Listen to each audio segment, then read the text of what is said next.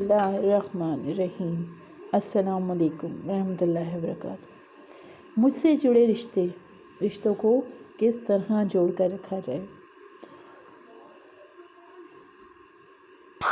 ہمیں رشتوں کو جوڑنے کے لیے اور زندگی میں ساتھ لے کر چلنے کے لیے صرف ایک لفظ اگر ہم میم پر غور کر لیں تو یقین جانیے ہماری زندگی بدل جائے گی۔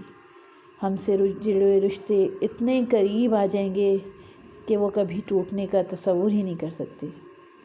سب سے پہلے میم کو سمجھ لیجئے۔ جس نے میم کو سمجھ لیا تو سمجھ لیجئے کہ پوری زندگی بدل گئی۔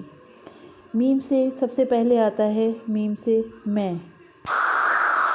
میں یہ، میں وہ، تم یہ سب ختم کر دیجئے اور ہم ہو جائیے۔ سیکنڈ میم سے آتا ہے منافقت چھوڑ دیجئے۔ یقین جانیے منافق کی زندگی صرف اپنے گرد بنتی ہے۔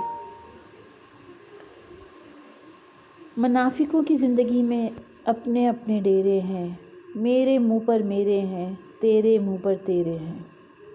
کیا حضرت علی رضی اللہ تعالیٰ عنہ نے فرمایا منافق سے بہتر کافر ہو جاؤ، کیونکہ جہنم میں کافر کا درجہ منافق سے بہتر ہے۔ تھرڈ میم سے آتا ہے مخلص اپنے رشتوں سے، اپنے کام سے، اپنے دوستوں سے، ہر چیز سے مخلص۔ یقین جانیے سب سے بدترین کھیل وہ ہے جو کسی کے خلوص کے ساتھ کھیلا جائے، اور قرآن کریم سے بڑا سچا اور مخلص استاد اس دنیا میں اور کوئی نہیں۔ فورتھ میم سے آتا ہے محبت۔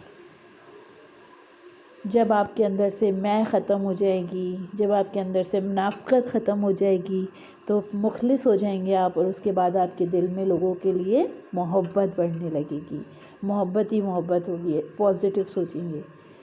رسول اکرم صلی اللہ علیہ وسلم نے فرمایا جو بندہ کسی بندے سے اللہ تعالیٰ کے لیے محبت کرتا ہے تو اللہ تعالیٰ اسے عزت عطا فرماتا ہے۔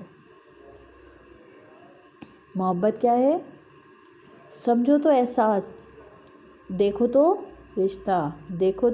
رشتہ، کہو تو لفظ، چاہو تو زندگی، کرو تو عبادت، نبھاؤ تو وعدہ اور مل جائے تو جنت۔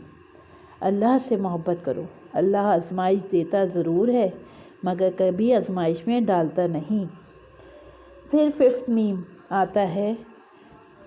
سے آتا ہے محمد، وہ ہستی جو اس پہ ہمارا اعتقاد، ایمان، ہمارے پیارے اور آخری نبی حضرت محمد صلی اللہ علیہ وسلم، جن کی زندگی عملی نمونہ ہے ہمارے لیے۔